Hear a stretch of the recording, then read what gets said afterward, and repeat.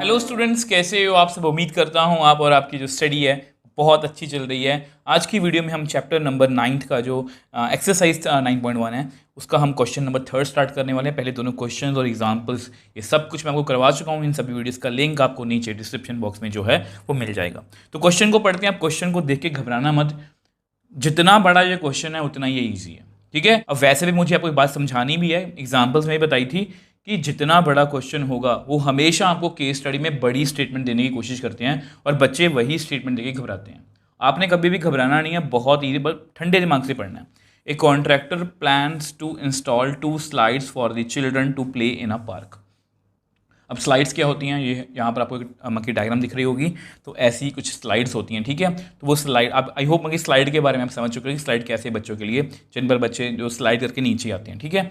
तो for the childrens below age 5 year, तो 5 साल से छोटे बच्चे हैं। She prefers to have a slide whose top is at a height of 1.5 metre. देखो स्लाइड आपको पता है ये ग्राउंड है, ठीक है। पहले बच्चे चढ़ते हैं और फिर वो स्लाइड करते हैं, ठीक है। अब ये पहली जो स्लाइड है इसकी हाइट 1.5 मतलब ज़्यादा ऊंची नहीं होनी चाहिए and is inclined at angle of 30 degree on the ground. तो ये स्लाइड कुछ इस तरह से होनी चाहिए, ये पहली स्लाइड आपकी। Whereas the for elder children, मतलब जो बड़े बच्चे हैं, she wants to have a steep slide, मतलब तीखी थोड़ी सी, मतलब ये तो बहुत बच्चों जैसी है ना।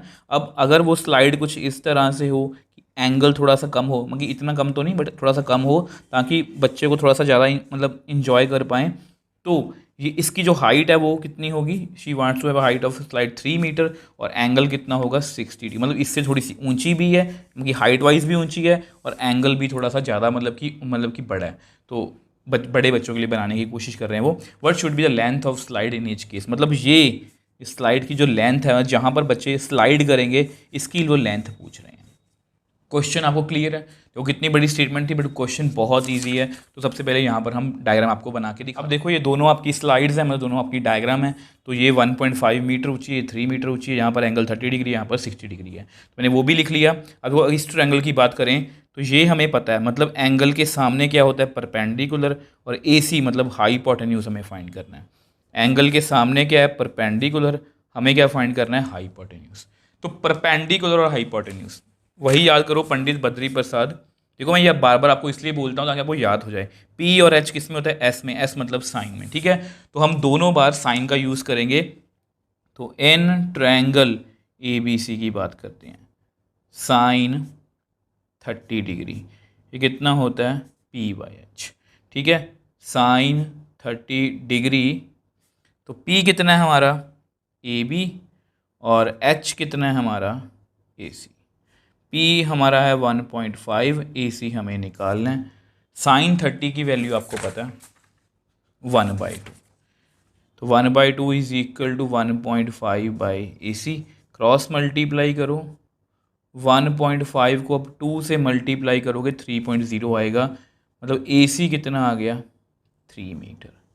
तो मतलब इस स्लाइड की जो लेंथ है वो कितनी है 3 मीटर। अब सेम वे से इन ट्रायंगल PQR, ठीक है। तो यहाँ पर भी वही sign 60 is equal to P/H। अब P कितना है हमारा PQ, H कितना है हमारा PR।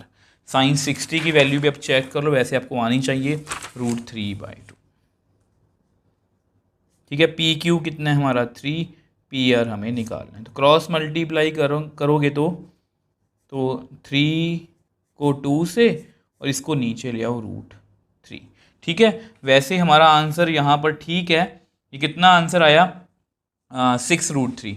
बट नॉर्मली आपको पता है नीचे हम अंडर रूट नहीं छोड़ते तो इसको रैशनलाइज कर देते हैं, ठीक है। तो यहाँ पर कितना आएगा PR is equal to 3 into 2 into √3 divide by √3 को √3 से किया 3। अब ये 3 आपस में कट गया, तो मेरे पास PR की मतलब इस जो स्लाइड है इसकी लेंथ कितनी आई 2√3। तो इस तरह से हमने इस क्वेश्चन को जो है बहुत ईजिली सॉल्व कर लिया। कुछ भी नहीं था, स्टेटमेंट बहुत बड़ी थी, 2 स्लाइड्स थी, इसमें भी सेम क्वेश्चन पूछा है, इसमें भी वो सेम चीज़ पूछ रहे हैं, P दिया हुआ है, H पूछ रहे हैं, P दिया हुआ है, H पूछ रहे हैं, एंगल डिफरेंट है, दोनों में साइन लगे हुए P और H हैं, तो इस तरह से हमने इसको बहुत ईजिली जो है वो सॉल्व कर लिया। अब देखो नेक्स्ट क्वेश्चन की बात करते हैं, ये मुझे बहुत ईजी लग रहा है। तो देखो यहाँ पर क्या है, एंगल ऑफ एलिवेशन। एलिवेशन का मतलब आप समझते हो, मैंने बेसिक्स वाली वीडियो में आपको बताया था, एलिवेशन और डिप्रेशन बड़ा ही मतलब इंपॉर्टेंट है। एलिवेशन का मतलब ऊपर को देख रहे हैं, डिप्रेशन का मतलब है हम नीचे की ओर देख रहे हैं, ठीक है। तो angle of elevation of the top of A tower, तो पहले टावर बनाओ, ठीक है। अगर टावर है तो कहीं पर ग्राउंड भी होगा, ठीक है, ग्राउंड तो बना ही लिया करो, ठीक। तो वो बोल रहे हैं ये टॉप है इस टावर का, ये बॉटम है, वे मतलब बात ना पहले लिख लिया करो। मैं आपको यही सजेस्ट करूंगा कि हमेशा रफ डायग्राम बनाया करो पेपर में भी। From a point on the ground which is 30 metre, angle of elevation of the top of tower. तो angle of elevation of the top of tower, अगर हम टॉप ऑफ टावर को देखें ground के किसी पॉइंट से जो 30 मीटर अवे है फुट ऑफ टावर से, ये फुट है ना, तो 30 metre away from foot of tower is 30 degree. Find height of tower, तो ये हमें फाइंड करना है। मुझे लगता है कि ये एग्जाम की क्वेश्चन हमने पहले किया हुआ है। अगर मैं आपको दिखाना चाहूँ, आई थिंक ये आपकी फर्स्ट एग्जाम्पल है। अब प्लीज़ चेक करना, हमने मतलब कि सब कुछ किया, एग्जाम्पल्स भी की थी, तो ये बिल्कुल फर्स्ट एग्जाम्पल के जैसे है। तो यहाँ पर मैं डायग्राम आपको बना के दिखा दूँ। देखो ये क्वेश्चन तो आप समझ ही चुके हो, बहुत ईजी है। एंगल 30 डिग्री है और ए बी कितना हुआ 30 मीटर, ये क्या होता है, बेस होता है। एंगल के सामने क्या होता है, परपेंडिकुलर। तो परपेंडिकुलर और बेस किस में होता है, पंडित बद्री प्रसाद करके देखो, पी और पी, टी मतलब टैन में, टैन में होता है। तो in triangle A B C, यहाँ पर लिखो टैन 30 डिग्री, ये कितना होता है पी बाई बी। परपेंडिकुलर आपका बी सी है और बेस कितना है आपका ए बी। अब टैन 30 की वैल्यू आप चेक कर लो प्लीज़ टेबल पर। चेक करने के लिए इसलिए बोलता हूँ ना कि आपको टेबल याद हो जाए। 1/√3 इज इक्वल टू, अब बी सी कितना है निकालना है, ए बी कितना है 30, तो विच एम्प्लाइज क्रॉस मल्टीप्लाई करो तो ये कुछ इतना आ गया। तो बी सी की वैल्यू कितनी आ गई, वैसे आप अपना आंसर यहाँ पर छोड़ सकते हो, बट आपको पता है हम नीचे अंडर रूट नहीं छोड़ते, तो रैशनलाइज कर देते हैं। तो हमारे पास कितना आएगा 30√3, √3 को √3 से किया 3, ये कट जाएगा, तो यहाँ कितना आएगा 10। तो विच एम्प्लाइज हमारे पास जो आंसर है वो कितना आ गया 10√3 मीटर। तो मेरे हिसाब से इस क्वेश्चन में आपको कोई भी मुश्किल नहीं आनी चाहिए, बहुत ईजी है। हमने 4 क्वेश्चन कर लिए, एग्जाम्पल्स भी किए हैं, मेरे अकॉर्डिंग ये सबसे ईजीएस्ट क्वेश्चन था। अब देखो नेक्स्ट क्वेश्चन की 5th की बात करते हैं, ये बहुत ईजी है। A kite is flying at a height of 60 metre above the ground. अब यहाँ पर ना काइट की बात हो रही है, ठीक है, तो क्वेश्चन को साथ साथ में लिखेंगे भी। अब मान लो यहाँ पर कोई काइट उड़ रही है किसी भी पॉइंट पर, अब वो कितने ऊपर है 60 मीटर अबव द ग्राउंड। तो मान लो यहाँ पर आपका ग्राउंड है, तो वो 60 मीटर, हाइट तो ऐसे ही कैलकुलेट करेंगे हम, ऐसे तो है नहीं कि हाइट ऐसे कैलकुलेट करते हैं, सीधा कैलकुलेट करते हैं। स्ट्रिंग अटैच टू काइट, जो डोर होती है जिससे काइट उड़ती है, is temporarily tied to a point on the ground. वैसे तो उसको कोई उड़ाता है, आपके हाथ में काइट होती है, मतलब काइट की जो डोर होती है, बट उसको किसी टेम्परेली मतलब कुछ समय के लिए ग्राउंड पर कोई पॉइंट है उससे टाई कर दिया, यहाँ पर मैंने बांध दिया इसको, ठीक है। इंक्लिनेशन ऑफ द स्ट्रिंग, जो स्ट्रिंग है ये स्ट्रिंग है ना, इसकी जो इंक्लिनेशन विद ग्राउंड है वो कितनी है 60 डिग्री, मतलब कितना एंगल बना रही है 60 डिग्री, ठीक है। Find the length of string, हमें ये फाइंड करनी है, assuming that there is no slack in the string. Slack का मतलब होता है ढील। वो अगर आपने पतंग उड़ती कभी देखी है तो जरूरी नहीं कि पतंग की डोर ऐसी होगी, वो ऐसे भी हो सकती है, वो ऐसे भी हो सकती है, किसी भी तरह से हो सकती है, देखने में फ़र्क होता है कि किधर से हम देख रहे हैं। तो इसलिए उन्होंने साफ साफ बोल दिया कि इसमें कोई भी ढील नहीं है, मतलब बिल्कुल कसी हुई है, बिल्कुल सीधी है, तभी हम लेंथ फाइंड कर पाएंगे, तभी इसको हम एप्लीकेशन ऑफ ट्रिग्नोमेट्री से जोड़ पाएंगे। आई होप पहले क्वेश्चन की स्टेटमेंट आपको समझ में आई है। मैं डायग्राम बना देता हूँ। अब देखो फिर से आपका वो ये क्वेश्चन है, ये स्ट्रिंग है, ये काइट उड़ रही है, 60 मीटर की हाइट है, एंगल कितना बन रहा है, एंगल बनाना भूल गया, 60 डिग्री, ठीक है। एंगल कितना है 60 डिग्री और हाइट कितनी है 60 मीटर, ठीक है। तो आपको पता है, अब देखो हमें क्या फाइंड करना है, हमें दिया क्या हुआ है एंगल के सामने परपेंडिकुलर, फाइंड क्या करना है हाइपोटेन्यूज।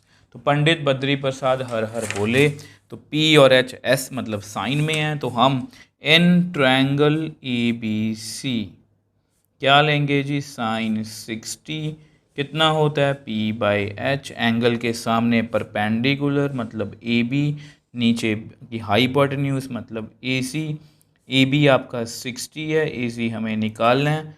साइन 60 की वैल्यू हम चेक कर लेते हैं, √3/2 इज इक्वल टू 60/AC। तो विच एम्प्लाइज AC को ऊपर ले आओ, 60 इंटू 2 ऊपर चला गया, √3 नीचे। हमेशा की तरह इसको रैशनलाइज करेंगे ताकि नीचे से अंडर रूट जो है वो ख़त्म हो पाए।